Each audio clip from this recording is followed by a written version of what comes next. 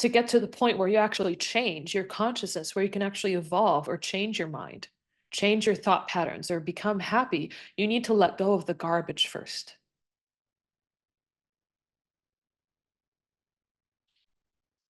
Now, why is that?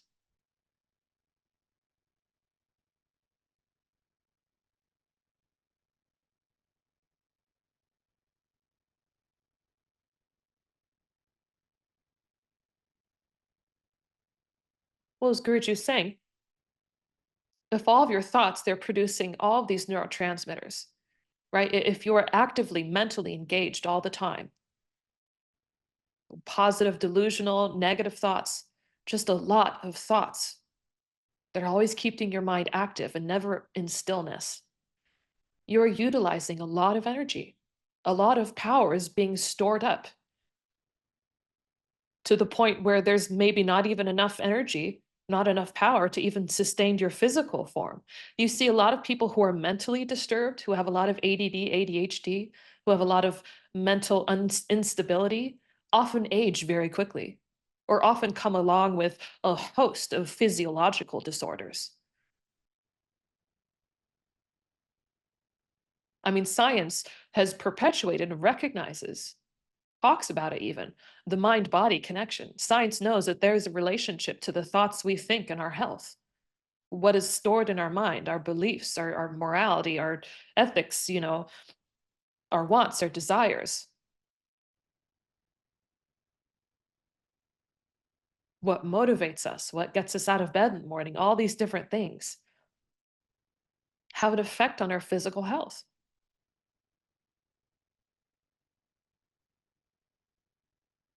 They see how a perceived stress, even if a stress doesn't actually exist, how a perceived stress can create a host, a cascade of problems throughout your whole body.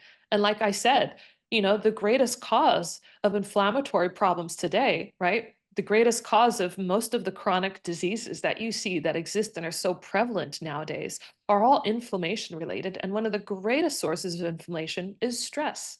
And stress is not physical. Stress is a mental state. It is a state of mind.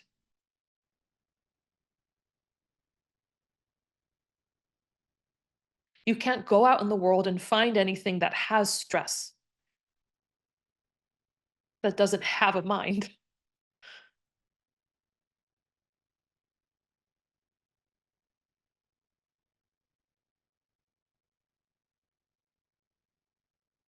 You can't buy stress from the supermarket. You can't buy stress from a car dealership. You can't hunt it or seek it or forage it in nature. Stress doesn't exist anywhere except in the perception of the mind. And the greatest cause of stress for everybody on this planet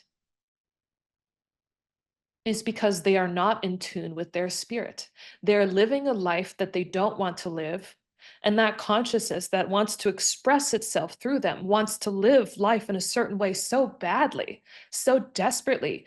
And because of this mental construct, this perceptual construct that we are living and limiting ourselves to, these ideologies that we have been handed down, right? These perceptions or views of life that we have not even curated by ourselves, but are rather curated by the masses and infused within us through even just the relational consciousness of those all around us, the vibration, by just living and existing in a society of people who believe these things. So when you actually start living your life, when you start becoming an independent person, you're no longer a child who depends on the mother and father and has that comfort in knowing that they're taken care of.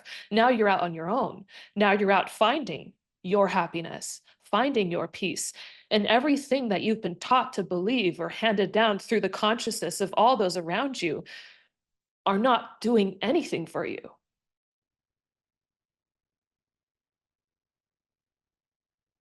They are creating more confusion. They are creating more disharmony within your being. Stress is simple. Stress is you are doing things that you don't want to be doing and not doing things that you want to be doing. That's stress. That's all that stress is. Stress has nothing to do with the amount of work you have. It has nothing to do with how busy you are. It has nothing to do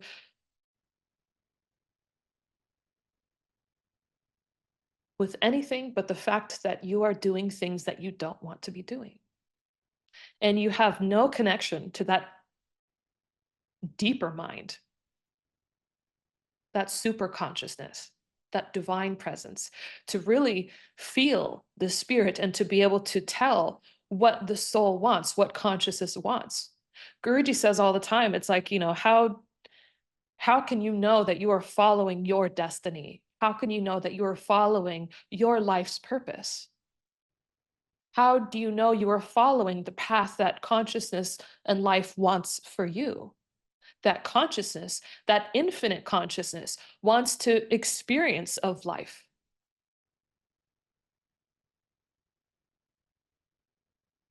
through you. And then people also, because they're so used to everything being defined by society, by science, by our education, by everybody around us, that everything is material and finite. So we start to think that even the things that we wanted yesterday should still be relevant today. That the person we were 10 years ago, the same thoughts and beliefs and ideologies, because we believe that to be who we are, they must match with who we are right now.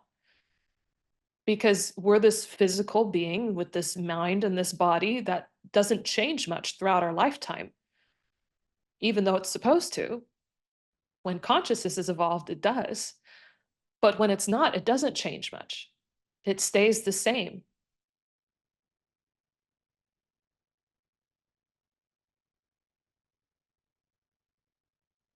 And so, just by the association of memory, we start to feel that I like the color blue when I was 10, I should still like it now. I wanted to be a doctor when I started this program, and now I still should want to be a doctor. It's getting hard. I'm unhappy and I don't like where this is going. I don't even like doing what I'm doing, but I should still do it because at one point in time, I really wanted to do this.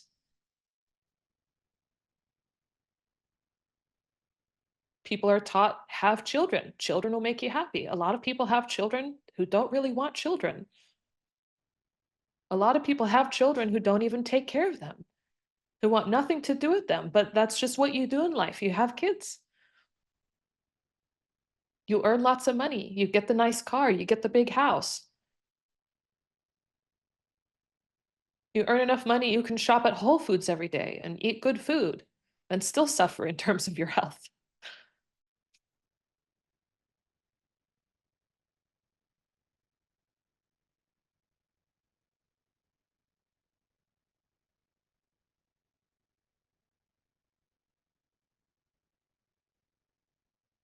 Awareness is pure potentiality when it's uninhibited by thought and emotion.